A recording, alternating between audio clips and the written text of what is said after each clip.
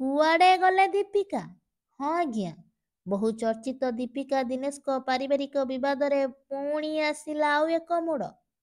ନିଜ ପୁଅକୁ ବାପର ପରିଚୟ ଆଉ ନିଜେ ସ୍ତ୍ରୀର ମାନ୍ୟତା ପାଇବା ପାଇଁ ଲଢ଼େଇ କରୁଥିବା ଦୀପିକାକୁ ଆଉ କାହିଁକି ଦେଖିବା ପାଇଁ ପାଉନାହାନ୍ତି ଲୋକେ ଦିନେଶଙ୍କ ଘର ସାମ୍ନାରେ?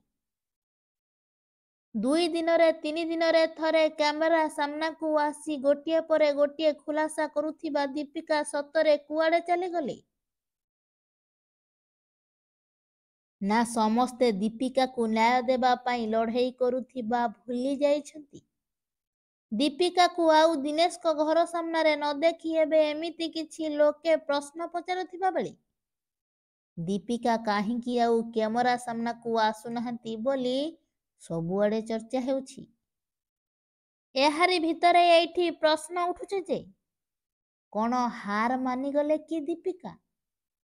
ଏମିତି ନ୍ୟୁଜ୍ ପାଇବା ପାଇଁ ଚାହୁଁଥିଲେ ସବସ୍କ୍ରାଇବ୍ କରନ୍ତୁ RJ ନ୍ୟୁଜ୍।